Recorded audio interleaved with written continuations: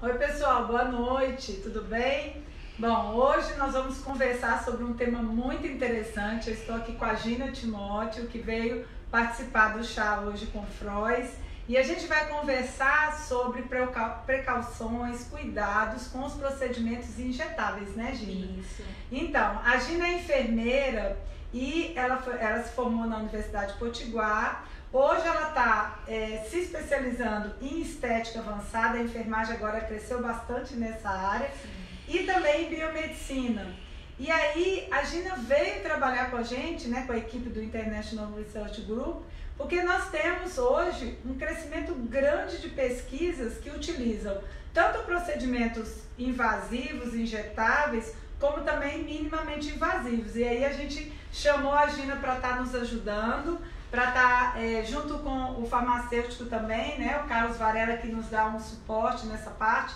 Eles são praticamente os responsáveis por toda essa parte de procedimentos quando a gente precisa utilizar de forma invasiva. E aí um pouquinho para a gente localizar e para a gente entender um pouco sobre o que é um procedimento invasivo e o que é um procedimento minimamente invasivo. Sempre tem essas discussões e essas questões. E antes de eu começar com a Gina falando sobre os cuidados, né, a gente vai tentar conceituar isso. Quando a gente fala que o procedimento é minimamente invasivo, nós estamos falando de procedimentos não cirúrgicos, que não chegam a atingir as vísceras, eles têm características perfurantes, cortantes, escarificantes, e eles invadem somente a epiderme, a derme e a hipoderme. Então, existe uma lista de procedimentos que são considerados minimamente invasivos e que tem característica, apesar da gente pensar, então é simples, mas que também tem uma característica e um risco de contaminação, de complicações. E é muito importante porque muita gente acha na área da estética que eu estou fazendo um procedimento minimamente invasivo, então não tenho perigo nenhum. E é isso que a gente vai conversar hoje com a Gina, porque ela trabalha com isso, ela está o tempo todo em contato com esses procedimentos, e aí ela vai dar muitas dicas e orientações desses cuidados. Mas é importante você saber, por exemplo, minimamente invasivo é tatuagem, minimamente invasivo é podologia, né, que muita gente não sabe. Maquiagem definitiva também é minimamente invasivo. Acupuntura, que inclusive nós fisioterapeutas fazemos, é minimamente invasivo. E claro, chega até ao minimamente invasivo procedimentos como coleta de sangue, vacina, injeções, preenchimentos, botox, aplicação de soro, tudo isso é considerado minimamente invasivo. Então vai desde coisas que aparentemente são simples, né, como pensar numa tatuagem, mas ela tem risco sim de contaminação, ela atravessa a pele, ela perfura a pele, e até procedimentos onde a gente coloca algumas substâncias dentro do subcutâneo, ativos, por exemplo, no caso do preenchimento, que a gente coloca alguma coisa que vai preencher aquela área na derme ou na hipoderme. Então, tudo isso pode ser um minimamente invasivo com um injetável, com um princípio ativo ou não. Então, tem ainda essa classificação. E na hora que eu tenho algo minimamente invasivo com um ativo, aí eu vou ter outras questões importantes. E hoje, gente, a estética ela cresceu tanto que praticamente faz parte da nossa rotina esses procedimentos minimamente invasivos, né? Dentro da fisioterapia nós temos a entrada de gases como a carbox, a ozonioterapia, a gente tem as correntes com a eletrolipólise, com os procedimentos de microcorrente galvânica. Então isso tudo é percutâneo, entra na pele, é minimamente invasivo também. E dentro das outras áreas, como o que faz o biomédico, o enfermeiro esteta, o farmacêutico que trabalha com estética, o próprio dentista, né? Além do médico, que lógico já executa isso há muito mais tempo, nós temos uma rotina de procedimentos minimamente invasivos e injetáveis. Então, A Gina agora vai conversar com vocês e vai falar um pouco sobre os cuidados, principalmente relacionados à segurança do paciente, né, Gina? Isso, como a Patrícia já explicou, primeiramente eu quero muito agradecer a Patrícia pelo convite, é uma honra fazer parte da equipe. Certeza, é uma honra para nós. E o tanto que eu tenho aprendido com ela, né? Não só eu, como a Eneida também sempre fala, a equipe toda está aprendendo com a Gina, porque a gente não sabe. Eu, pelo menos, não tenho nenhuma experiência com procedimentos desse tipo, né? Então tem sido uma honra para nós. Tá certo. Então vamos falar um pouquinho da biossegurança, né? E falando dela de um modo muito simples, que coisas pequenas a gente acha que não podem influenciar e influenciam, desde o armazenamento do material que a gente vai utilizar, como as gases, como a clorexidina que a gente vai colocar em uma omontolia para a gente ficar usando para fazer a limpeza da pele. Então tudo isso a gente tem que ter já esse mínimo de cuidado com o armazenamento desses materiais. Porque se a gente vai abrir um pacote de gás, vai colocar num pote para ficar utilizando com nossos pacientes no dia a dia, a gente não precisa encher esse pote, né? Mesmo, a não ser que você já tenha uma rotina muito grande de pacientes, mas hoje em dia, né, também tem aqueles profissionais que atendem pouco, atendem num lugar, depois vai atender em outro. Ou não fazem tantos procedimentos. E não faz tantos procedimentos. E aí enche aquele potinho, né, com as gases lá, e as gases ficam 1 mês, 2 meses naquele... E o armazenamento a gente não sabe, alguém vai, abre e tira para fazer alguma coisa, então tudo isso é risco de contaminação. E essa contaminação, mesmo nos procedimentos minimamente invasivos, ela pode acontecer e não sair como programado.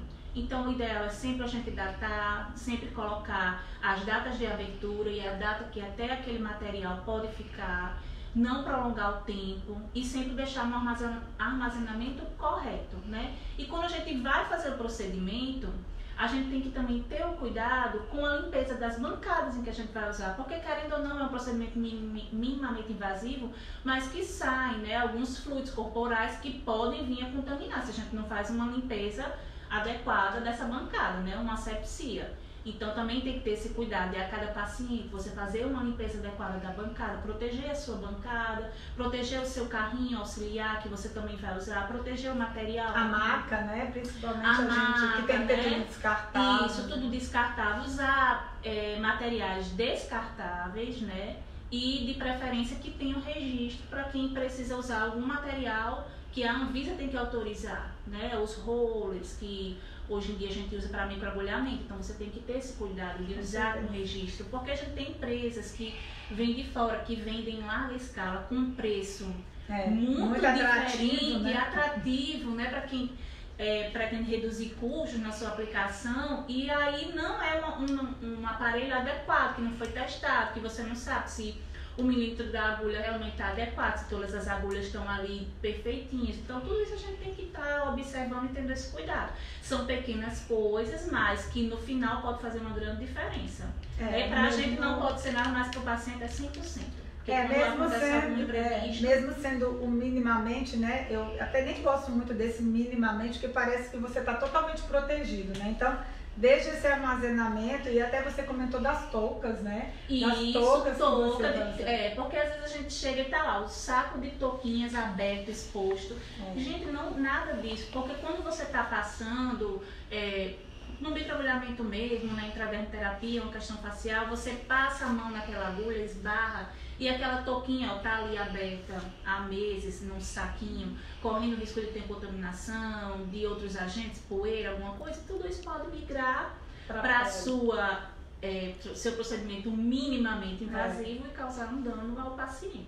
E em relação, assim, ao próprio cuidado com a pele, Gina, assim, vamos dizer que eu vou iniciar, o que eu posso fazer, como é que eu tenho que proceder, né? Claro, existem as EPIs que eu tenho que utilizar, né? Todo procedimento, eu acredito, minimamente invasivo ou invasivo, ele tem que ter as EPIs, que a maioria, né, os profissionais sabem que tem que usar. Mas e quanto à pele, o que é importante eu observar ou que cuidado eu tenho que ter? Isso. E também é muito importante que todos esses procedimentos o profissional esteja realmente utilizando todos os EPIs. Não é só uma máscara e a luva, né? Tem que usar também a touquinha, porque para não cair nada durante a aplicação que você está fazendo. Então, usar os EPIs corretos E sempre tá também com a vestimenta correta, né? O seu avental lá, se você tiver um avental estéreo, então o seu próprio jaleco. E aí o cuidado que a gente tem que ter com a pele. Essa pele a gente precisa fazer uma antissepsia nela, né? Hoje em dia um dos melhores antissépticos é a clorexidina, então você pode fazer com a clorexidina.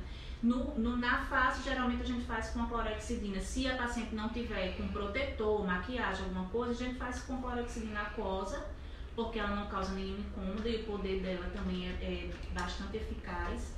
Ou então, se a paciente tiver com maquiagem protetor, sim, que geralmente elas chegam apesar da assim. gente recomendar, elas vêm com maquiagem, né? E é aquela coisa, hoje em dia as maquiagens elas são para durar tipo 24 horas. Então aquele pigmento para conseguir tirar da pele não é fácil.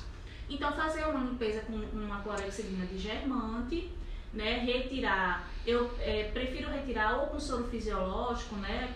Porque já é compatível com a pele, ou então até mesmo com a água destilada, ou uma água que você tenha que seja industrializada. Não usar uma água de torneira, porque a água de torneira também tem cloro, tem alguns outros metais e também pode prejudicar, ou então fazer alguma reação que a gente não está esperando quando a gente vai aplicar algum ativo. Então, a pele não pode ter lesões, né? É uma pele que não deve ter lesões, é uma pele íntegra. E para o corporal eu usaria também a mesma substância? Para o corporal sim, mas para o corporal a gente também pode usar o álcool 70%, né? Mas a gente já tem a clorexidina ali, aí vai depender do profissional. Mas o álcool 70% ele também pode ser utilizado, porque na face o álcool ele vai causar um incômodo, você pode inalar, pode ficar... não dá certo pior. Em face, não dá certo. Em couro cabeludo também a gente também tem microagulhamento, também tem intradermoterapia, e aí você pode fazer uso da clorexidina digermante. Uhum. E em relação, pronto, depois que eu limpei a pele, eu já tô com toda a EPI, já tenho tudo armazenado, quais os cuidados que eu tenho que ter quando a gente está utilizando ativos? Porque na verdade, gente, os minimamente invasivos, em geral, eles não têm ativos, mas nós temos agora a intradermo pressurizada, que é o minimamente invasivo, mas que tem um ativo, né? Quais os cuidados em relação a esses ativos que a gente vai aplicar, que a gente tem que observar, né? Isso. Antes do paciente deitar na maca, você tem que fazer a sua anamnese com ele, né? Pra ver, conversar com ele, porque a estética ela é um bônus. Você tem que estar com a sua saúde em dia. Em primeiro lugar é a saúde. Então a gente tem que sempre fazer aquela anamnese, ver se o paciente não tem nenhuma doença de base, que esteja descompensado, se está grávido. A gente não pode fazer em grávidas, não pode fazer em lactantes, né? Então todos esses procedimentos a gente não faz. E aí depois de você checar e vir que o paciente está apto para fazer o procedimento, aí você vai avaliar e conversar com ele o procedimento, o que é que ele deseja, né? O que é que eu quero fazer, o que é que eu quero melhorar. Sim. E aí, a partir daí, você vai selecionar o ativo que você quer. E esses ativos, eles hoje, o mercado é enorme. Tem muita coisa. Amplo, muita coisa. Então, assim, você pode fazer associações desses ativos, né? Que também as empresas já fazem, já tem mesclas prontas. Ou então, você pode montar a sua própria mescla, que é o mais interessante, porque você pode ter todos os ativos e de acordo com o que o seu paciente quer, você vai lá e monta a mescla. Porque quando ela já vem pronta, ela é para uma determinada coisa, né? Para quê? Para rejuvenescimento. Então só tem ativos de rejuvenescimento. Já vem pronto, Isso. Montado.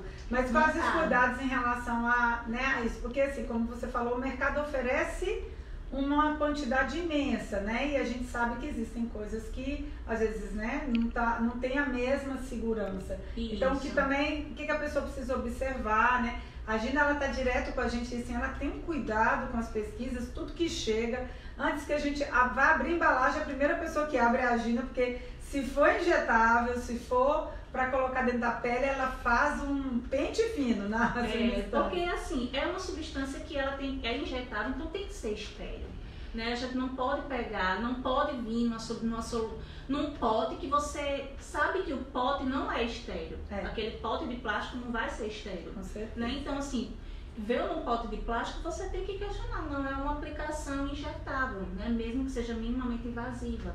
Então a gente tem que ter esse olhar crítico para o ativo quando ele chega, né? Mas hoje em dia as empresas elas são bem também criteriosas nos seus processos e tudo vem bem direitinho. Então você vai só ter cuidado com as associações, porque tem algumas associações que potencializam o efeito de outra droga, ou então que quando você associa as drogas podem causar alguma precipitação, né? E ali a gente, quando precipita, a gente perde, né? A substância. Sim, você pode anular o efeito. Anular o efeito, né? Então, e às vezes você coloca um ativo que justamente também quebra a ação de outro. Sim. Então, quando você vai fazer essas mesclas, você tem que ter esse cuidado, né? E aí é mais no dia a dia, quando você vai fazendo, que você vai vendo o que está combinando, o que não está combinando, o que dá certo, o que não dá. Mas geralmente é esse cuidado que a gente tem que ter. Soluções hidrossolúveis, né? A substância ela tem que estar límpida, ela não pode ter grumos. Sim. Porque a gente vai na região que a gente tem a questão que você falou, que você estava comentando até da luz, né? Inclusive algumas substâncias. Isso, porque algumas substâncias são fotossensíveis, então o frasquinho dela tem que vir adequado, né? Que é aquele frasquinho mais escuro. Sim, para proteger. Para proteger dessa luz. E é um frasco que a gente não deixa ele exposto, né? A gente já deixa ele guardadinho, porque a gente já sabe que ele é fotossensível. É importante, eu acredito, que as pessoas também se comuniquem com as empresas para saber o armazenamento, onde vai ser deixado. A estabilidade, após aberto. Sim, né? porque algumas substâncias você pode abrir o frasco, né, chegar a retirar e deixar algum tempo se ela não foi toda utilizada. Nós não passamos por isso na pesquisa, porque Gina às vezes faz vários atendimentos, chega a faltar, né? Nunca sobra, só falta. E aí sempre quando ela está fazendo, ela acaba esgotando o material, mas pode ser que você atende uma pessoa e você fala, poxa, e agora que sobrou, o que eu vou fazer? Então, o armazenamento disso, o reaproveitamento, o tempo de validade aberto. Isso, após aberto. Né? O registro do dia que você abriu, né, Gina? Isso, tudo isso é importante você anotar, depois de conferir com o fabricante, né, qual a estabilidade. Você tem que anotar, identificar e de preferência usar no mesmo paciente, porque geralmente a gente faz mais de uma sessão. Sim. Então dá para ser naquele mesmo paciente. Caso não, você pelo menos identifique a hora que você abriu, a hora que fechou e o armazenamento no local correto. Pela orientação pela orientação que o próprio fabricante ele fornece. É muito interessante, gente, porque assim, na verdade, isso tudo para mim é muito novo, né? A gente, na fisioterapia, por exemplo, primeiro porque eu estou tendo contato com isso, com a Gina, com essas atividades, a gente tem feito pesquisas, né, com a MES e com outras empresas, e assim, eu tive que entrar num mundo que eu não conhecia, a nossa equipe teve que aprender muito sobre isso, e chamar profissionais que têm experiência, porque tudo isso é novo, mas é uma realidade que está crescendo. Como eu falei, está virando uma rotina dentro da estética, o minimamente invasivo, o uso de ativos, coisa que quando eu trabalhava no início a gente não tinha. E aí realmente a capacitação é importante, o buscar o conhecimento. Isso. Se você não sabe utilizar antes de utilizar, fazer uma formação, aprender sobre isso, porque senão realmente você pode ter complicações e problemas e é bem pior depois você passar esse tipo de coisa. Então, para evitar, é importante aprender antes de fazer. E no caso da gente, né, como eu não tenho realmente experiência, convidar alguém que possa estar fazendo, às vezes você quer colocar isso na sua clínica, mas, por exemplo, na sua profissão você não é autorizado a injetar. Então, ter alguém que é autorizado para fazer isso, que tem experiência, para que você tenha mais um serviço a oferecer, já que isso está crescendo dentro da área. E a associação também, né? Isso, a associação de eletroterapia, equipamentos com injetáveis, isso tem crescido muito. Mas, Gina, tá cheio de perguntas, né? Tô vendo ali o pessoal sinalizando as perguntas e o pessoal tá bem interessado no assunto. Eu sabia que esse assunto ia fazer o pessoal ficar interessado, então vamos ver ali as perguntas que o pessoal já está fazendo. Primeira pergunta. Como devo escolher as agulhas para aplicação? Sim, importante, né? Eu não sei escolher, eu sou a primeira que não sei. Não sei escolher a agulha. Deve ter agulha para uma coisa, agulha para outra. Nós temos, né, o diâmetro da agulha, né, e também a forma como a gente aplica. Então, tem uma diferença para cada tratamento que a gente vai ofertar. Então, tipo, para intradermoterapia, a gente um rejuvenescimento facial. Então, você vai fazer com uma agulha que geralmente a agulha que a gente usa é a mesma que o fisioterapeuta usa para Carbox, que é a de 13 milímetros por 0,30 milímetros, que é a que a gente chama de 30G. Que é a mais superficial, que pega bem... Tem uma bem menorzinha que ela, que também a gente usa para a terapia de rejuvenescimento, que é a agulha Lebel, né? Que essa agulha, ela é bem pequenininha, assim, muito pequena, muito curta, porque ela é só 4 milímetros. Entendi. Então ela é muito pequenininha, muito curtinha. Em algumas situações, às vezes, nem é interessante. Não, ela é interessante pra gente, para aplicação de botox, porque ela já vai justamente no ponto em que eles viram que é o adequado, é que esse ativo que vai ser aplicado ali é o melhor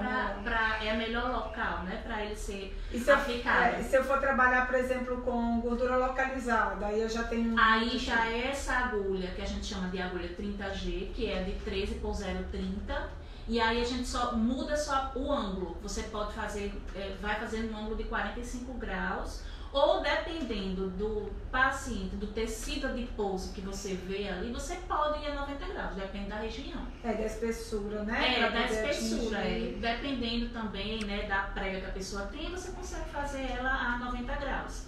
E essa agulha também, a 30G, ela também pode ser feita para facial, só que aí a gente vai diminuir o ângulo, vai colocar no ângulo de 10 graus. Que aí ela fica justamente na camada que a gente quer, né? Que é na camada superficial. E na verdade ela vai ficar quase que paralela, né? Porque isso, 10 graus, 10 graus ela vai ficar mais paralela, né? 45 e a 90 graus. Entendi. Então, a gente tem que ter cuidado até também com essa forma da aplicação. Porque se você quer fazer um rejuvenescimento, você quer pegar qual tecido?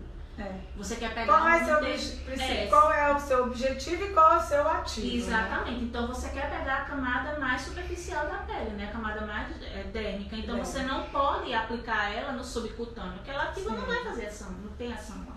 Com certeza. Então tudo isso tem interferência. Outra pergunta. É possível fazer mesclas de ativo para o tratamento e como é que devem ser feitas?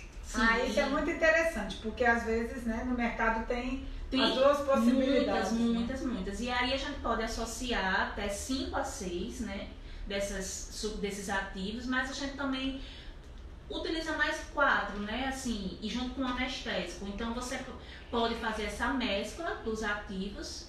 E aí as empresas, algumas já têm a mescla pronta, né, que eu como falei, e também tem a forma da mescla individual, que aí vai depender do tratamento que você quer. Se você normalmente vem como essa mescla? Ela vem para você juntar, os ativos vêm separado e você tem que fazer a junção? Isso, eles vêm em ampolas, né?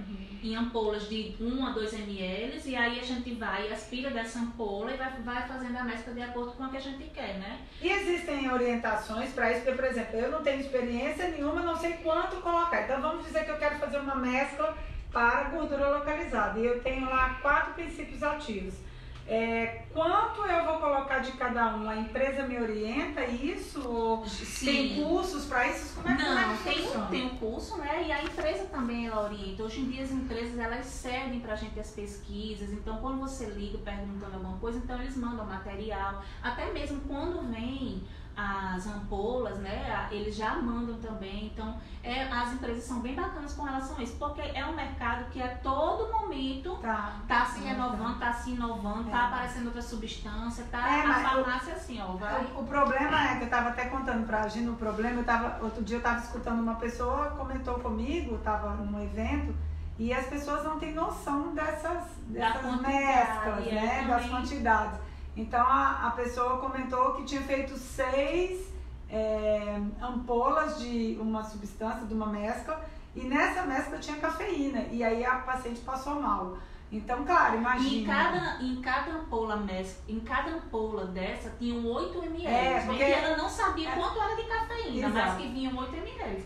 Eu disse, não tinha como ela não ter passado mal. Era mais de 6 ampolas, né, dividida ali numa área. De todo jeito, foi muita quantidade de cafeína para uma pessoa só. Então, numa coisa sem orientação ou sem ter o cuidado, né, ela foi perguntar depois que ela fez. Ela não perguntou antes de fazer. Depois que ela teve aí depois ela falou, professora, é normal a pessoa passar mal? Bom, pode acontecer, mas o que foi feito? eu fiz 6 dessa, né, que eu tinha acabado de falar, eu fiz 6 dessa ampola aí. Aí a ampola tinha cafeína. Então, assim, tem que ter muito cuidado, porque na hora que você não sabe exatamente quanto, então, primeiro, se você não tem segurança para fazer mescla sozinho, é melhor pegar uma mescla pronta. Isso, porque a empresa já preparou, já testou, já sabe que aqueles ativos não vão ter interferência. Exato. Já vem prontinha para quem não tem essa experiência Isso. usar. E até mesmo para não ter os efeitos colaterais. E você também não colocar uma quantidade que às vezes pode ter um efeito de risco.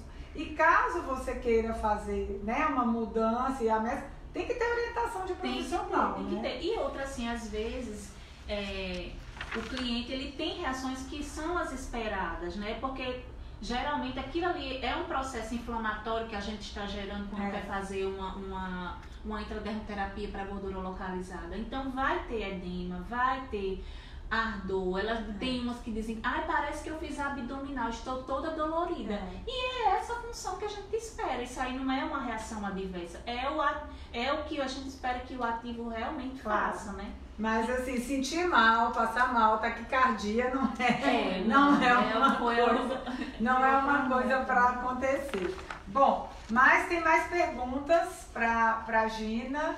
Qual que é a próxima? Qual o tipo de substância que pode ser injetada e se ela pode ser em gel? Pronto, olha, geralmente o povo tá injetando tudo. A gente tava principalmente na intraderm. A gente tava conversando ali, né, antes de começar e relatou um caso, né, que até cremes estão sendo aplicados, né, através da pressurizada, né, porque por achar que é minimamente invasivo, a gente pode pegar um creme, sei lá, não sei nem como é que faz isso. Mas tem, né? Como já foi relatado, já foi. Inclusive eu já vi numa apresentação de uma colega casos de necrose na pele, até foi uma apresentação que eu vi no Meeting lá de uma pessoa, por aplicação de substância de um sérum na pele. Imagina um sérum, né, com intradermo pressurizado. Isso, pois é, gente. Mas o principal é você saber que tem que ser uma solução estéril. Ela tem que ser uma solução estéril. Elas são hidrossolúveis, então assim, pode modificar a viscosidade, mas não vai ser um creme branco, não tem condições, certo? Então ele geralmente é límpido, estéril e hidrossolúvel, né? A gente tem que ter esse cuidado. E uma substância que é utilizada por ser um potente ativo para intradermo corporal e que foi usado na pressurizada e viu que não deu certo, foi o desoxicolato, porque ele é muito potente, né, para gordura localizada, mas ele não faz seleção do que ele está vendo pela frente. Então, com a pressurizada, você não consegue, por exemplo, eu não meço que o ativo ele vai pegar somente a camada subcutânea. Sim. Né? Com a pressurizada, ela vai passar de toda forma pela camada superficial da pele, né, a derme, para alcançar a hipoderme, que é onde a gente quer que ela atue. E aí, nessa camada, esse desoxicolato ele também faz a destruição que ele vai fazer lá no tecido subcutâneo da gordura. Então aí causa necrose, né? Então ela já não pode ser uma substância que pode ser usada na pressurizada, né? Então são esses cuidados, por isso que eu digo que você tem que fazer curso, faz um curso, não tá seguro, faz outro curso, assim, não é no primeiro curso que você já vai pegando, já vai fazendo tudo. Comece com cautela, né? Esse é o lema da intradermoterapia, você fazer poucas quantidades, né? Poucas vezes no local adequado. Em vários locais, em pequenas doses, em um local adequado. Como homeopatia, né? Pequenas doses e grandes efeitos, mas de pouquinho em pouquinho. Então assim, ter esse cuidado. Se você não tem segurança, faça primeiro uma pequena quantidade, não conheço a paciente, porque às vezes o paciente pode desenvolver uma alergia, algum ativo daquele, ela não sabe, porque nunca entrou em contato. Então, comece com 5 ml, alguma coisa segura para você, e depois você parte para uma quantidade maior. Estão perguntando também se pode haver a associação dos injetáveis com eletroterapia e quantos dias mais ou menos? Sim, pode haver e é eficiente demais, né? É muito usado agora. O pós da intradermoterapia pode ser usado várias dessas terapias, como a eletro, como a radiofrequência, né?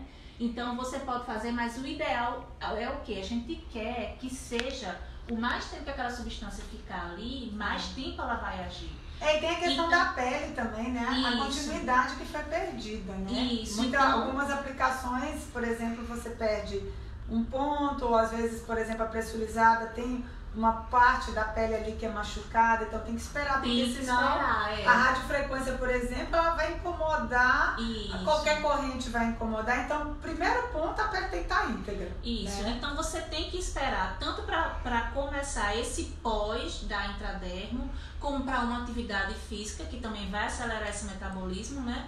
Eu dou um prazo de 48 horas. É um prazo para atividade física, né? Seguro. E acredito para atividade física e para você também começar. Inclusive, meu esposo estava até me mostrando que tinha uma pessoa que no Instagram dele que estava mostrando lá, fazendo a intradermoterapia simultânea à eletroterapia.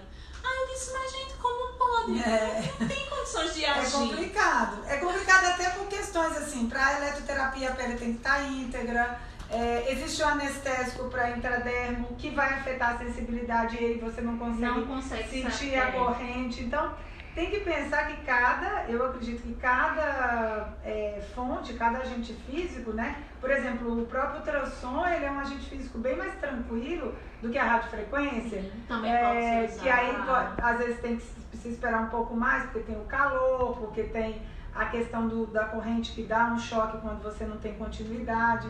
Então, cada um vai ter um tempo, né? Mas é importante que a sensibilidade esteja garantida e que a pele esteja íntegra. Isso em torno de 48 horas ela já consegue ter uma boa resposta, né? E você já pode efetuar o tratamento. Bom, tem mais perguntas? Mais alguma pergunta? Tem, mas já estamos em 30 minutos. Eita, não vimos o tempo passar, tá vendo, Gina? Tá cheio de perguntas e a gente não viu o tempo passar. Quando eu vi, já estamos em 30 minutos. Meu Deus do céu. Pessoal, olha, tem o contato da Gina, que eu tenho certeza que vocês ficaram aí com várias perguntas e é super interessante o conhecimento. @Gina Timóteo, né? Isso. Então, se quiserem mandar mensagem para ela, mandar as dúvidas para ela, podem escrever e também no próprio chat, depois a Gina pode dar uma olhadinha lá. O que o pessoal queria saber, Gina? Para poder responder, né? Vou te pedir isso, já que a gente está com o tempo estourado. Eu sabia que esse chá ia ser assim, que a gente não ia ver o tempo passar e que as perguntas iam surgir e que a gente não ia dar conta de responder. Mas muito obrigada, mais uma vez eu agradeço, não só pela disponibilidade, hoje ela atendeu a tarde inteira, trabalhou muito, fez muita pesquisa e ainda se disponibilizou a vir aqui para conversar comigo. E assim, foi muito esclarecedor, eu aprendi muita coisa e a gente está sempre aprendendo com a Gina. Pessoal, muito obrigada, um beijo para todo mundo, boa noite e até a próxima. Tchau, pessoal.